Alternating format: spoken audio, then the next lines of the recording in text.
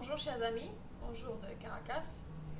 Il y a des amis qui ont reçu une lettre de Stan il y a quelques jours et qui me l'ont transmis, donc je vous lis un passage de ce qu'il a écrit Stan lui-même parce que ça illustre bien la situation actuelle.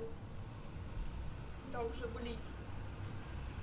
En plus d'avoir été enlevé au Venezuela par l'État français, j'ai donc été jugé, condamné et enfermé avec une récurrente privation de soins médicaux et dentaires sans avoir été mis en examen légalement et, accrochez-vous, sur base de faits, imaginés, on le sait, mais surtout prescrits.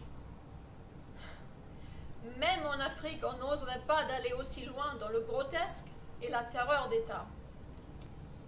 Dans un tel contexte, imposant donc une libération sur le champ, sous réserve de poursuites qui, bien sûr, s'imposent pour un paquet de vendus, j'ai finalement obtenu ce rendez-vous avec le dentiste affecté au centre pénitentiaire de Vivonne. Le bonhomme m'a reçu dans son cabinet, super équipé, me plaçant sur une chaise pour un examen plus que sommaire, mais qui, tout de même, a conduit à constater que cette dent qui, de nouveau, me fait danser, même la nuit, problème, 3 points suspension,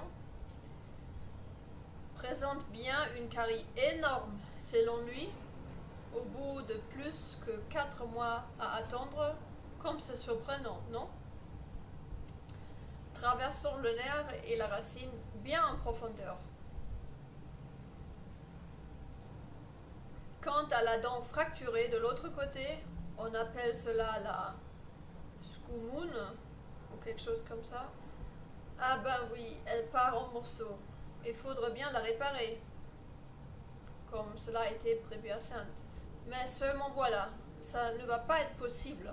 Je dois me préparer à la perdre tout bonnement.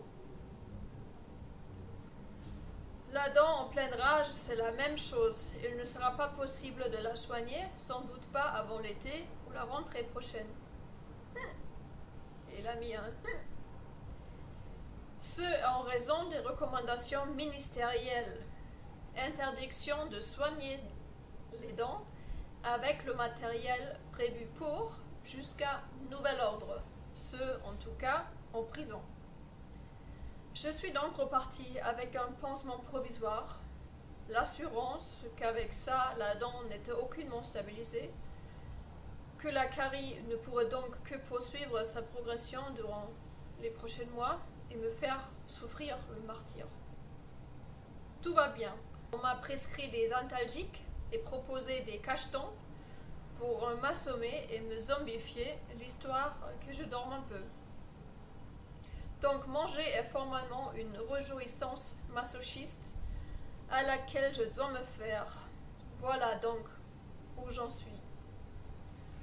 Vous imaginez ce qu'une telle surdose de stress quotidien pour la simple douleur peut occasionner en parallèle sur ces tumeurs détectées sur mes glandes surrénales en novembre 2019 et qui n'intéressent pas plus ces énergumènes qui se disent responsables. En attendant, je dois vous avouer mes difficultés à gérer l'épreuve, commençant à tilter et en fonction d'un manque de sommeil qui devient préoccupant. Enfin, ça va encore un minimum vu que je n'ai pas trop de mal pour ordonner mes idées, réfléchir et écrire. Voilà, c'était le petit message que je voulais vous lire. Voilà, chers amis, cette lettre date du 16 avril déjà, et elle est arrivée il y a quelques jours. Maintenant, entre-temps, j'ai pu savoir que Stan, il n'a pas trop envie que je parle de ses dents. Plutôt mettre le focus sur le fait qu'il est prisonnier politique pour son combat contre la protection institutionnelle de la pédocriminalité, bien sûr. Mais pour moi, c'est justement aussi un bon exemple pour illustrer l'état de la France aujourd'hui, parce que ça concerne tous les prisonniers dans toutes les prisons de France qui, à l'heure actuelle, ne reçoivent pas de soins. ni dentaires, ni médicaux. Vous imaginez, ça fait un paquet de personnes. Donc on ne peut même plus compter sur les droits de l'homme à l'heure actuelle. En France, tout est suspendu par le coronavirus.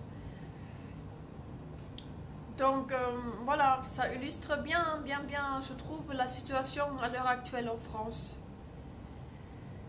Et espérons que ça va s'arranger à partir du 11 mai et qu'on aille vers le mieux, même si j'en doute. Bon, voilà la situation. Merci, chers amis, pour votre écoute. Pensez à laisser un message à la radio les lundis et le jeudi. Écrivez à Stan, ça lui remonte bien le moral. Malheureusement, on peut rien faire d'autre, il semblerait. Merci pour votre écoute. À bientôt.